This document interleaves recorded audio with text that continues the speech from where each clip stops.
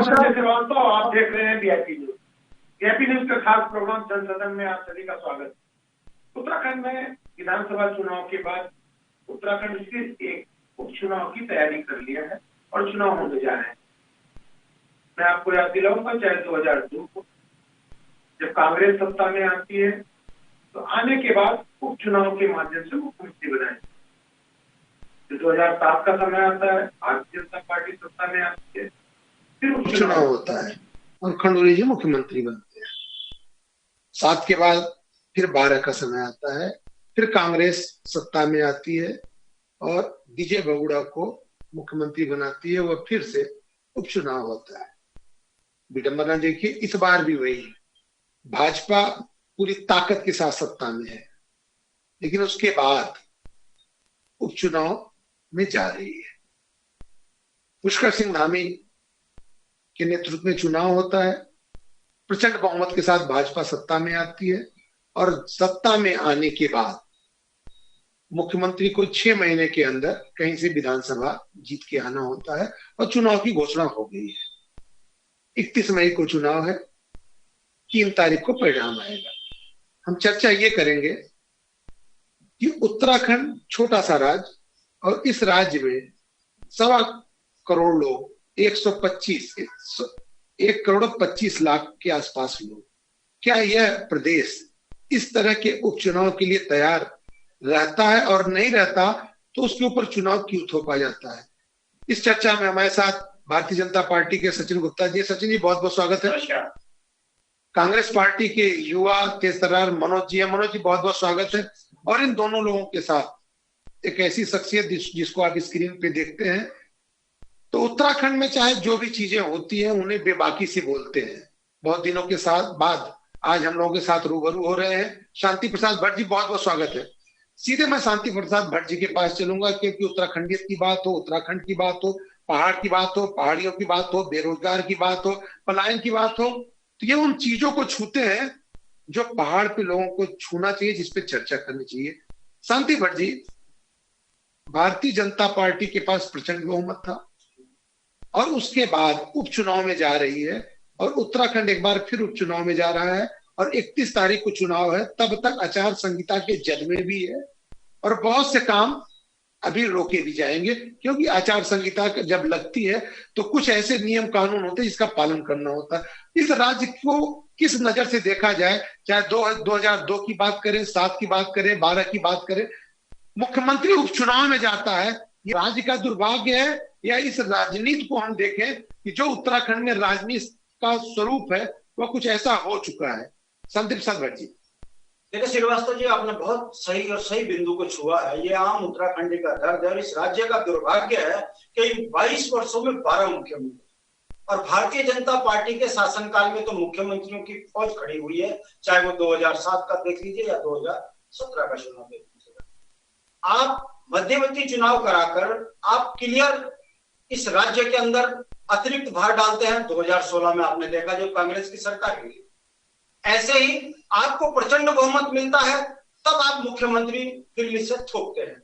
ऐसे में भारतीय जनता पार्टी के बड़े नेता ये बताने को तैयार नहीं होते कि जो 47 आपने चुने वो लायक थे क्या, वो इस या वो उत्तराखंड के लिए ठीक नहीं थे जो आपको धामी इतने प्यारे हुए। चलो, भारतीय जनता पार्टी का ये अंदरूनी मामला है।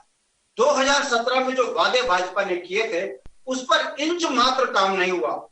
बावजूद इसके बिना मुद्दों के दिल्ली के नाम पर भारतीय जनता पार्टी ने 22 में फिर सरकार बनाई, वो भी प्रचंड बहुमत की 47 जीत कर आए।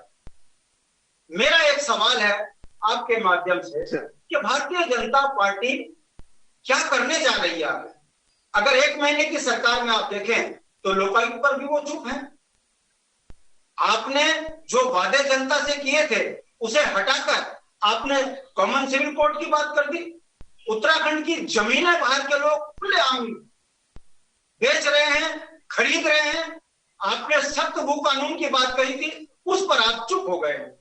उत्तराखंड के संपदाओं पर बाहर वालों का कब्जा हो गया। उत्तर प्रदेश जमीन छोड़ने को तैयार नहीं है और भारतीय जनता पार्टी ने शराब को पूरे प्रदेश में डुबा दिया है। और जिस तरीके से खनन माफिया के पौ मारा ये नवोदित राज्य में से नवोदित सरकार में हुए हैं, वो ये बताता है कि अगले 5 सालों में उत्तराखंड के अंदर अब रोजगार मांगना तो छोड़िए, नौजवान बच्चों को किसी संसाधनों से जोड़ना तो छोड़िए, अब अपने संसाधन बचाने के आंदोलन खड़े होने लगे हैं। यह बताता है कि भारतीय जनता पार्टी की जो राजनीतिक सोच है वो इस राज्य के प्रत्येक नागरिक को आर्थिक सामाजिक रूप से इस कदर कमजोर कर देगी कि आने वाले टाइम पर रोटी मिलने को ही विकास समझा जाएगा। ये परिस्थितियां इस राज्य के अंदर हो गई हैं और जिस तरीके से धामी जी को ऊपर केंद्र का आशीर्वाद है, ये सीधा सीधा भू माफियाओं की सरकार बनकर रह गई है, खनन माफियाओं की सरकार बनकर रह गई है, शराब माफियाओं की सरकार बनकर रह गई है। ये मुद्दे चंपावत में गूंजेंगे। देखना जनता को है कि जनता इस राज्य के हित में कैसा जनादेश देती है। उपचुनाव अक्सर जो है सत्ता के नजदीक जाते हैं, मगर मैं चाहता हूं कि यहाँ पर भारतीय जनता पार्टी के खिलाफ जनता को अपना मत देना चाहिए। लेकिन भट्ट जी, ये आपकी बात एक पॉलिटिकल नजर से देखा जाए सही है, लेकिन एक जो व्यवहारिक स्तर है, भारतीय जनता पार्टी पूर्ण बहुमत में है। अगर वहां की जनता कम से कम वो जहां पे धामी जी चुनाव लड़ रहे हैं, चंपावत की जनता अगर पूर्ण बहुमत की सरकार का मुख्यमंत्री अपने यहां से देगी, कम से कम उस जगह पे विकास की नए किरणें जाएंगी, विकास बड़ा होगा और वहां के साथ साथ प्रदेश के साथ साथ वहां का विकास होगा। सचिन जी के पास मैं चलूंगा। सचिन जी, मैं आता हूं आपके पास आऊंगा और आपका इसी का जवाब लूंगा। सचिन जी, भारतीय जनता पार्टी ने धामी पे विश्वास जमाया, मुख्यमंत्री बनाया, हारने के बाद चुनाव होने भी जा रहा है और हमें लगता है कि एक व्यवहारिक रूप से अगर देखा जाए तो कांग्रेस को भी आपको वॉकओवर की तरह ही दे देना चाहिए, क्योंकि आपको हरा करके, भारतीय जनता पार्टी को हरा करके भी कांग्रेस कोई जंग नहीं जीत लेगी। लेकिन इन सब के बाद मैसेज क्या देना चाहते हैं आप साहब? देखिए संजय जी, कांग्रेस के प्रवक्ता वैसे भी इस बात को बोल चुके हैं, वो अपनी हार पहले स्वीकार कर चुके हैं और कहा भी था कि एक सीट अगर हम पा भी लेंगे तो हमारे हाथ में कुछ नहीं आने वाला, सरकार तो भारतीय जनता पार्टी की बनने वाली है। लेकिन जहां तक बात रही पाने की, तो 2022 के चुनाव में जाने से पहले भारतीय जनता पार्टी ने अपने मुख्यमंत्री का चेहरा इस प्रदेश के युवा मुख्यमंत्री पुष्कर सिंह धामी जी को प्रस्तुत किया था और मुख्यमंत्री पुष्कर सिंह धामी जी की जो सक्रियता थी वो पूरे प्रदेश के अंदर इस प्रकार रही कि हर विधानसभा में जो उनके नाम की पॉजिटिव चर्चा है और जिस तरीके से उन्होंने कार्य पिछले 6 महीने में प्रदेश के अंदर किया है, निश्चित रूप से जो है वो सराहनीय कार्य है। एक दुर्भाग्य रहा कि पूरे प्रदेश को एक प्रचंड बहुमत की जीत दिलाने के बाद हमारा कैप्टन जो है अपनी सीट से हार गया।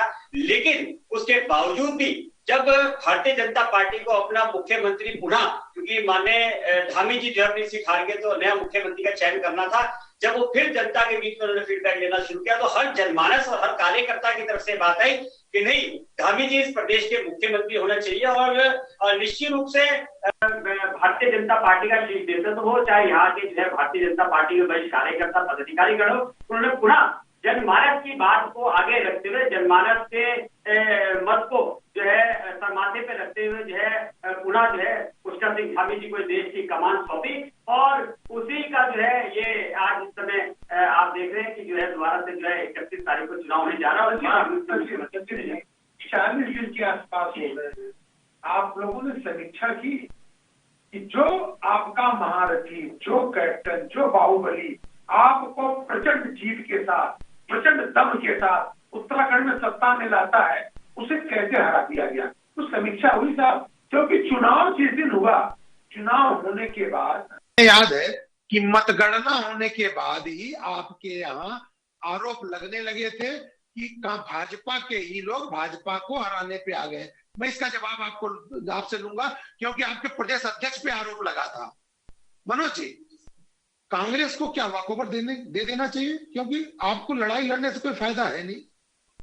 देखिए सर, मैं आपको पहले ये चीज क्लियर कर देना चाहता हूँ। सर ने तो पता नहीं किन से सुना होगा, मेरे को तो पता नहीं, बट मैं ये कहना चाहता हूँ कि सर देखिए, आने वाला आगामी उपचुनाव जो बाईपोल इलेक्शन है वो जितना इंपॉर्टेंट सीएम पुष्कर सिंह धामी जी के लिए और बीजेपी सरकार के लिए, उतना ही इंपॉर्टेंट वो हम लोगों के लिए भी है, कांग्रेस पार्टी के लिए भी है।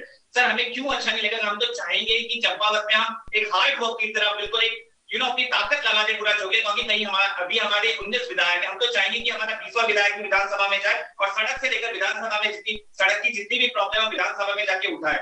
सर ने बात करी पुष्कर सिंह धामी जी की। सर मैं ये कहना चाहता हूँ, इन्होंने कहा कि जब इलेक्शन आए कैप्टन की जगह से हार गए, फिर समीक्षा बैठक बनी, लोग चाहते थे कि वो सीएम बने। इन्होंने खटीमा जाके पता नहीं किया था, खटीमा जाते तो पता चल जाता कि वहां के लोग नहीं चाहते थे कि वो चीफ मिनिस्टर बने, तभी वहां से हारे।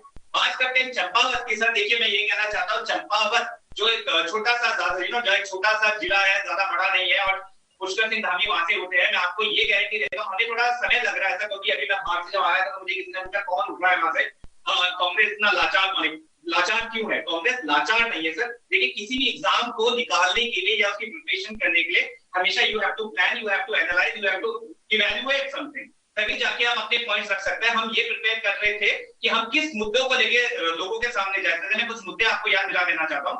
बनबसा में एक हॉस्पिटल है, 127 दिन से वहां पे इलेक्ट्रिसिटी नहीं है सर। किस तरीके से वहां का एक जनमानस सुधार होगा, बिल्कुल सुधार होगा, क्योंकि सर ये तो बात सबका साथ सबका विश्वास सबका विकास की बात करते हैं सर।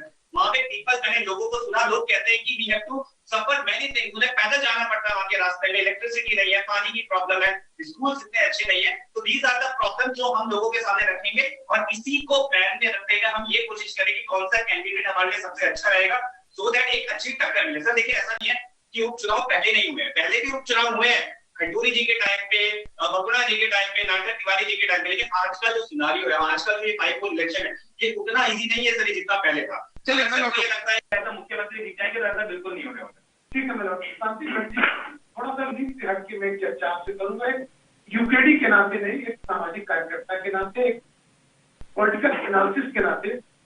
भारतीय जनता पार्टी तो अपनी जगह सही, कांग्रेस हार के बाद अपने आप को असहाय भी महसूस करती, कभी कभी नजर आई, लेकिन ये 3 पदवी इन्होंने बांटा, अध्यक्ष, नेता प्रतिपक्ष, उप नेता प्रतिपक्ष।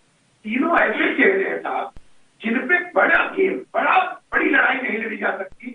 तो ऐसे में क्या इन तीनों का भी भविष्य इस चुनाव में दांव दिखाई देता है? एक पॉलिटिकल एनालिसिस के नाते में पूछना चाहता हूँ, क्योंकि जितना पुष्कर सिंह धामी के लिए जीतना जरूरी है, उतना इन तीनों लोगों के लिए पुष्कर सिंह धामी को हराना जरूरी है। देखिए आपने बहुत सही समझ किया है, कांग्रेस के अंदर जो गुटबाजी थी के जीत की भी सत्ता इनके हाथ से निकल गई। केंद्र के नेताओं ने सोचा कि नए चेहरे पर दाव लगाया जाए, ताकि एक मैसेज जाए कि जो गुटबाजी करेगा वो उसका कांग्रेस में कोई स्थान नहीं है। सही बात। इसका खामियाजा प्रीतम जी को भी भुगतना पड़ा, उनका नेता प्रतिपक्ष का कर गया, और हरीश रावत जी की जो छवि इस राज्य के अंदर बनकर आई भस्मासुर की सी, उसका उनको ये खामियाजा भुगतना पड़ा कि वो नेपथ्य में चले गए। ये विषय नहीं है, विषय ये है कि कांग्रेस का इस राज्य में, इस देश में रहना बहुत जरूरी है। विपक्ष जितना मजबूत होगा उतना लोकतंत्र की सुंदरता बनी रहेगी। हो क्या रहा है, भारतीय जनता पार्टी जो कांग्रेस में ठीक ठाक है उनको अपने पे मिला ले रही है। किन लालचों में जा रहे हैं जग जाहिर है। लेकिन मैं मान गया भारतीय जनता पार्टी सबको मिला ले रही, कांग्रेस भी तो नहीं पहचान रही है। 3 पद दिया, आप ये बताइए, अगर कोई मान लीजिए पुष्कर सिंह धामी प्रचंड बहुमत से जीत गए, अच्छी सीट से जीत गए, तीनों के ऊपर तो कोई गाज गिरने वाली नहीं है। कोई बड़ा नेता होता तो डरता। देखिए निश्चित रूप बहुत सही सवाल आपने किया है। देखिए मेहर जो है नौजवान है, अगर जीत गए तो वाई, हार गए तो अभी समय नहीं मिला। दूसरा, दलित समाज जो उत्तराखंड का था उसको साधने के लिए जुम्मे 4 दिन जिसने कांग्रेस को ज्वाइन किया, उसको नेता प्रतिपक्ष 17 में जिसने सत्ता से दूर किया कांग्रेस को, देखिए जुम्मे 4 दिन वाले व्यक्ति को आपने जो है नेता प्रतिपक्ष बनाकर एक वर्ग विशेष को अपनी ओर खींचने का प्रयास किया है। ये जो राजनीति है ये लंबे समय तक नहीं चलती। अब आम जनता इस बात को समझ रही है कि आपके बुनियादी सोर्स क्या हैं जिनको लेकर आप जनता के बीच में जाओगे। तो कांग्रेस अभी उलझी हुई है।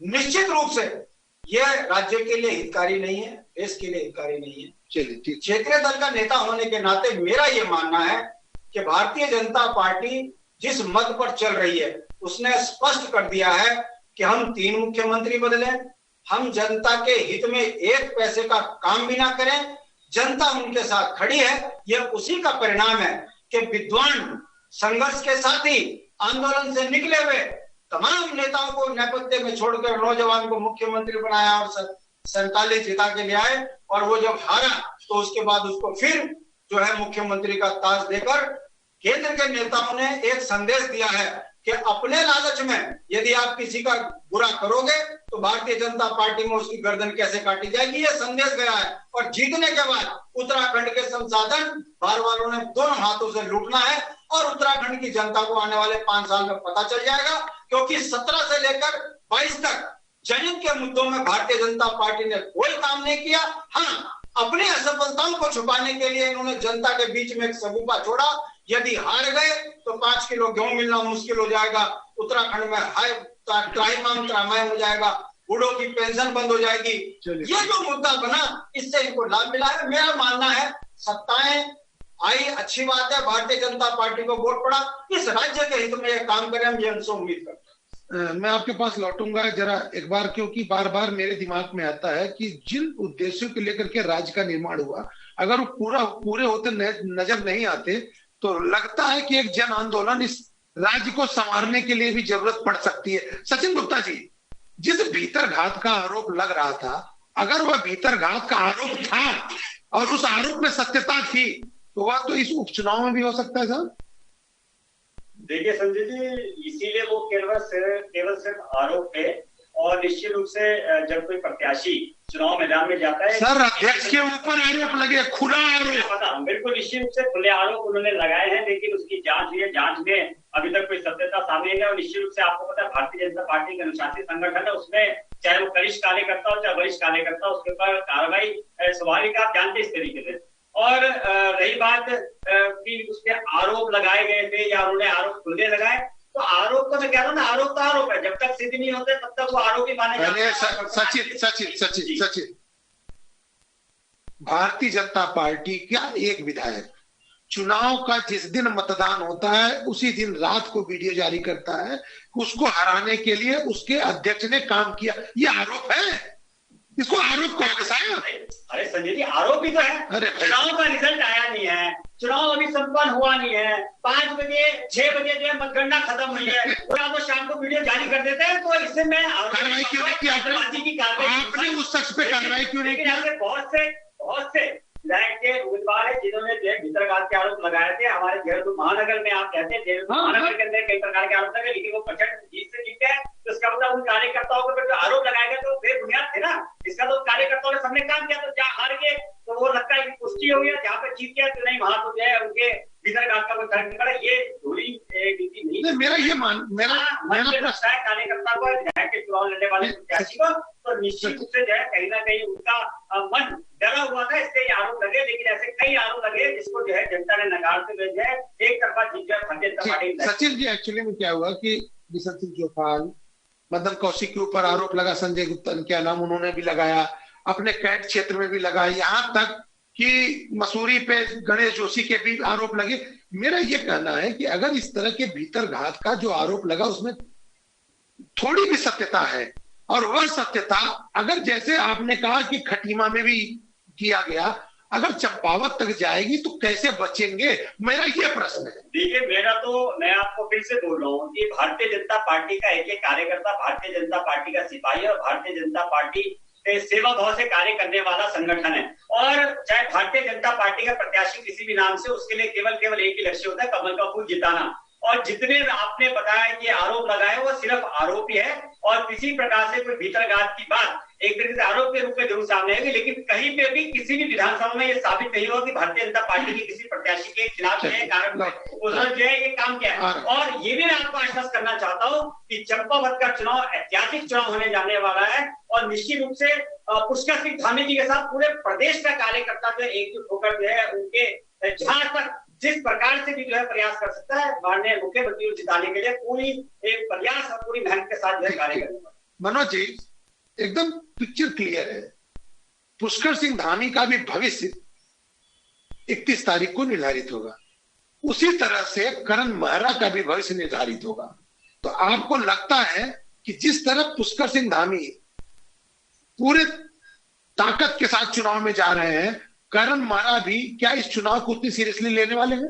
और देखिए सर, पहले तो मैं ये बता दूं, जो त्रिमूर्ति, जिन्हें आप त्रिमूर्ति के नाम से जानते हैं, और कांग्रेस पार्टी ने जिन्हें अध्यक्ष, प्रतिपक्ष और उप प्रतिपक्ष की पोजीशन दी है, मैं आपको बता देना, तीनों का एक अच्छा लीडरशिप है। क्योंकि मैं बार बार कहता हूँ, हमारे पास एक अनुभव नेता है जो प्रतिपक्ष है हमारे, दूसरा हमारे पास क्या है, एक युवा नेता है जो युवाओं को आगे बढ़ाएगा, भुवन सिंह कापड़ी जी के रूप में, और संसद के रूप में हमारे पास करण मेहरा जी है। हाँ, बने हुए अभी उन्हें ज्यादा समय नहीं हुआ है सर, और यही मेरे हिसाब से उनके लिए एक हार्ड वर्किंग का दौर है, क्योंकि उन्हें अपने आप को भी साबित करना है, और कहीं ना कहीं चंपावत वो एक मौका उन्हें दिया गया है जिसमें वो अपनी कार्यशैली को एक कार्यशैली का रिजल्ट सामने लेके आए, ताकि कांग्रेस पार्टी को भी लगे कि कहीं ना कहीं उत्तराखंड, क्योंकि सर देखिए इलेक्शन अभी हुए हैं, कहीं ना कहीं कार्यकर्ता, कुछ लोग, उनकी जो आशा बनी हुई थी 2022 के इलेक्शन में, वो निराशा में कन्वर्ट हुई है। तो कहीं ना कहीं उन्हें भी, कार्यकर्ता को भी हमें समझाने की जरूरत है कि भैया आप लोग बदलाव ला सकते हो, बदलाव लाया जा सकता है। तो कहीं ना कहीं एक हार्डवर्क है जो उन्हें करना पड़ेगा, और कर रहे हैं।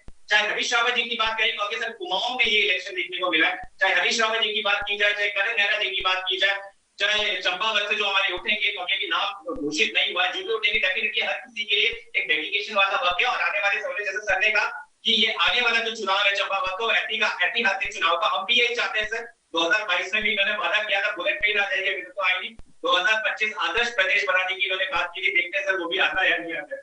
चलिए संदीप प्रकाश भट्ट जी, ये में जो खड़कवाल जी है वहां पे वो ताकतवर नेता, मतलब राजनीति की दृष्टि से माना जाता है, लेकिन कांग्रेस के कई नेता चाहते हैं कि वहां से हरीश रावत चुनाव में जाए, और चुनाव में जा करके जो उनके ऊपर कांग्रेसियों ने भी आरोप लगाया है उसको धुले। तो क्या इस रणनीति के तहत हरीश रावत वहां अगर जाते हैं तो क्या चुनाव इंटरेस्टिंग होगा? देखिए, हरीश रावत जी वहां से चुनाव नहीं लड़ेंगे, चाहे कुछ भी हो, क्योंकि उनके ऊपर कई तरीके के केस ऐसे लगे हैं कि यदि वो चेहरा बनने की कोशिश करेंगे तो फाइलें मिल जाएंगी। सबसे बड़ा सवाल श्रीवास्तव जी ये खड़ा हो रहा है कि भारतीय जनता पार्टी जो प्रचंड बहुमत से चुनाव जीत रही है, मगर जनता के बीच में एक संदेश ये भी जा रहा है कि वो कौन से कारण है कि जिसके चेहरे पर भाजपा चुनाव लड़ती है वो हार जाता है। हिमाचल में आप देख लीजिए, धूमल जी चुनाव हार जाते हैं। आप 2007 में उत्तराखंड में खंडूड़ी के नाम से चुनाव लड़ते हैं, हार जाते हैं, और पार्टी सत्ता की ओर चले जाने की बात होती है। तो मेरा कहने का मतलब है, ये जो ट्रेंड लोकतंत्र में चल रहा है, इसे समझने की जरूरत है कि इस समय पर तराजू वाली पार्टी आम जनमानस के मन में इस तरीके से बैठ चुकी है कि ये जिसको चाहे नेता बना दे, जिसको ना चाहे चुनाव में बाहर बैठा दे। ये संदेश खटीमा में गया है। भुवन कापड़ी नौजवान लड़का था, जीत कर आया, बहुत कद्दावर नेता है, भविष्य है उत्तराखंड का, शुभकामनाएं। मुख्यमंत्री को हराना मजाक नहीं है, मगर जिस तरीके से भारतीय जनता पार्टी ने चोर दरवाजे चंपावत में उसी चेहरे को आगे किया है, तो एक जनता के बीच में संदेश जा रहा है कि जो 2 महीने के अंदर आनन फानन में फाइलें जो है खनन माफियाओं की साइन हुई, वो जो दबाव दिल्ली में बना, क्या ये समझा जाए कि उसके दबाव में दोबारा इनको सत्ता के शीर्ष पर बैठाने का काम भाजपा ने किया है? देखिए संदीप प्रकाश भट्ट जी, इस बात को मैं एक जर्नलिस्ट के नाते इसलिए नहीं मानता। अगर शीर्ष नेतृत्व ये चाहेगा कि जो प्रदेश में नेतृत्व है उससे काम कराना हो, तो उसके लिए चाहे धामी हो, चाहे संजय श्रीवास्तव हो, चाहे शांति प्रसाद भट्ट हो, सब एक बराबर है। लेकिन कई चीजें आप जो इंगित कर रहे हैं, ऐसी दृष्टि में इस राज्य के लिए अपने आप को प्रूफ करना एक अच्छा चांस धामी के लिए बनता है कि नहीं, इस नजर से मैं जानना चाहता हूँ। देखिए, भारतीय जनता पार्टी का अंदरूनी मामला है, नौजवान लड़का है, ऊर्जावान है, उसको दिया भाजपा का। सवाल ये नहीं है, सवाल ये है सतपाल महाराज जो आज कभी चुनाव नहीं आ रहे और जो आस्था उन्होंने कांग्रेस छोड़ भाजपा में दिखाई, तो क्या ये माना जाएगा वो कभी जीवन में भारतीय जनता पार्टी के में रहकर शीर्ष पद पर नहीं जा पाएंगे? कैसे जाएंगे सर? भारतीय जनता पार्टी का इतिहास देखिएगा तो जो आदमी इनकी पृष्ठभूमि का नहीं है, पृष्ठभूमि का मतलब आप समझ सकते हैं कि भारतीय जनता पार्टी में जो भारतीय जनता पार्टी के बैकग्राउंड से नहीं आया है, जो आयातित लोग हैं, वो शीर्ष पे कभी नहीं बैठ सकते सर। ये 1-2 एग्जांपल आप सेट कर सकते हो, लेकिन ज्यादा ऐसे कभी नहीं होंगे जो सत्ता के शीर्ष पे की चाबी आयातित नेता को भारतीय जनता पार्टी पकड़ा देती हो। सवाल यही पर खड़ा होता है कि इस राज्य के अंदर जो विद्वान है, संघर्ष का साथी है, मुन्ना सिंह चौहान कद्दावर नेता भारतीय जनता पार्टी में, उसकी उपेक्षा क्या उत्तराखंड के अंदर एक वर्ग विशेष का उपेक्षा नहीं है? क्या एक विद्वान की उपेक्षा नहीं है? आखिर ऐसे कौन से कारण है कि आप तमाम पदों पर जिन पर आरोप लगे हैं धन सिंह जी पर, आपने उनको फिर उस सीट पर बैठा दिया? तो क्या अगर ये आपका राजनीतिक तराजू है तो क्या जनता के बीच में सवाल खड़े नहीं हो रहे? सवाल इस बात का नहीं है कि वो भारतीय जनता पार्टी के पाठशाला से निकले हैं या नहीं निकले हैं। यदि भारतीय जनता पार्टी को ऐसे नेताओं को दरकिनार करना है तो टिकट भी नहीं देना चाहिए, पार्टी में कमजोर भी नहीं करना चाहिए विपक्ष को। और अगर आप किसी विपक्ष के अच्छे आदमी को आगे लेकर आते हो तो आपको एक संदेश भी देना चाहिए कि इस राज्य हित में हम उसको सीट पर बैठाते हैं। भारतीय जनता पार्टी ने कई योग्यताओं को दरकिनार करके एक संदेश दिया है कि चरण वंदना वाले को आगे बढ़ाया जाएगा और विद्वान को पीछे किया जाएगा। यह लोकतंत्र में बहुत लंबे समय तक नहीं चलता, इसका दुष्परिणाम राज्य से लेकर देश को भुगतने पड़ते हैं। आज यही कारण है कि राज्य कर्ज की गर्त में जाने के बावजूद भी वाई केवल भाजपा और भाजपा के नेताओं की हो रही है।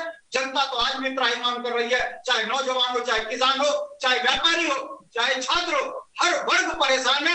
भाजपा मस्त है, इस मस्ती के मद में जितना चलेंगे देखते हैं आगे क्या होता है। सचिन, ये प्रश्न तो कभी कभी बनता है ना कि जो आदमी सब कुछ त्याग करके आपका पूरा आवरण अपना लिया हो, पूरी तरह से भाजपा का हो चुका हो, उसको क्यों नहीं चांस दिया जा सकता है?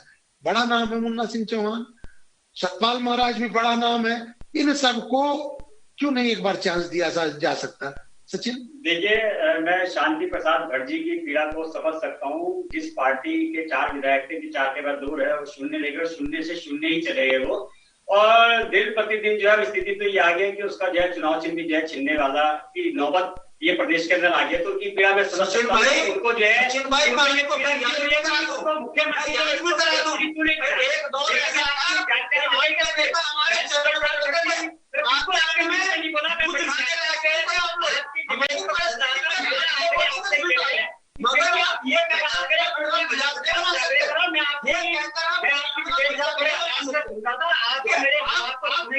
आपको अच्छा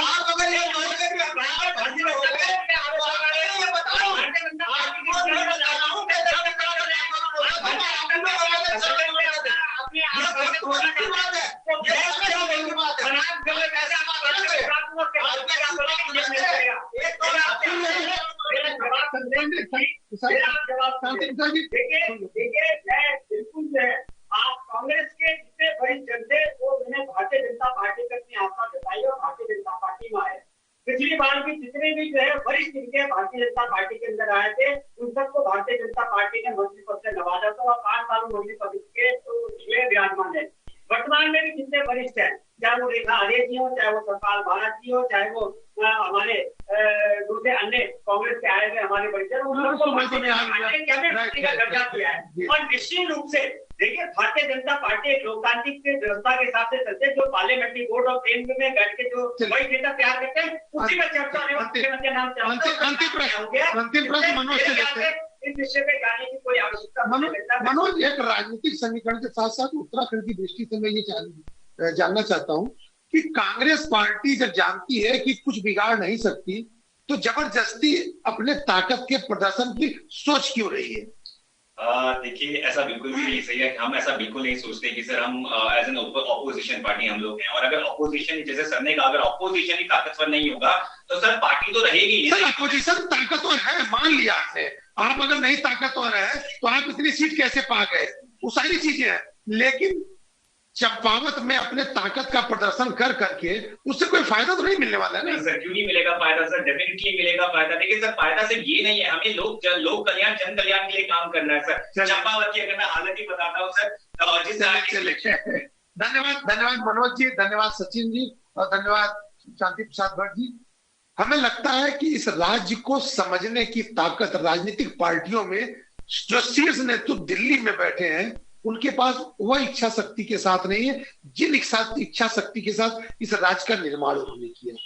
इसलिए इस राज्य के जो लोग हैं उन्हें उन पे छोड़ देना चाहिए कि आपको राज्य में आप चुनाव लड़े हो, आप सत्ता में काबिज हुए हो, आपको चलाने का अगर मौका दिया गया है तो इनकी भावनाओं को, इनके युवाओं के लिए किया गया जो बात है, जिस तरह से पलायन के बाद पे इस राज्य का निर्माण हुआ, जिस तरह से रोजगार के लिए हुआ, जिस तरह से पहाड़ पे विकास का दूरदराज पहुंचने की बात हुई, उस पे सोचने की जरूरत है। और युवा मुख्यमंत्री हैं, हमें लगता है कि इस शख्सियत को अपने आप को प्रूव करने के लिए इससे अच्छा चांस नहीं मिलेगा, इसलिए उन्हें जिस उद्देश्य के लिए इस राज्य का निर्माण हुआ उस पर काम करने की जरूरत बनती है। धन्यवाद। देखते रहिए वीआईपी न्यूज।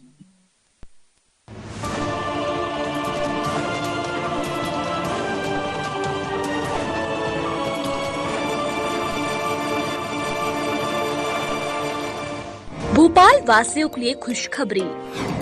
अब भोपाल के विश्वसनीय लैब में कराए कोरोना की जांच। Ravi DNA diagnostic and research centre. हमारे यहाँ उपलब्ध है कोरोना टेस्ट सहित तमाम जांचों की सुविधा। अपनी रिपोर्ट के लिए अब घंटों नहीं करना पड़ेगा इंतजार। बस एक कॉल करें और घर पर ही कराए अपना कोविड टेस्ट। साथ ही पाए जांच रिपोर्ट के बाद विशेषज्ञों से निःशुल्क परामर्श। Ravi DNA diagnostic and research centre. हमारी सुविधाओं का लाभ लेने के लिए कॉल करें 0755-491-5865। पता एयरपोर्ट रोड, भोपाल। हमारे छत्तीसगढ़ में किसानी के पहली तिहार अक्ति तिहार ला कथन। ये दिन हमन अपन बीजा ला दोना में लेके पूजा करथन, ठाकुर दे ला समर्थन, गांव बनाए के संग कुआं और तरिया के साफ सफाई करथन। ये दिन पुतरा पुतरी के बिहाव हमार लइका मन मनाथे। ये बछर 3 मई के अक्ति तिहार ला बड़का रूप में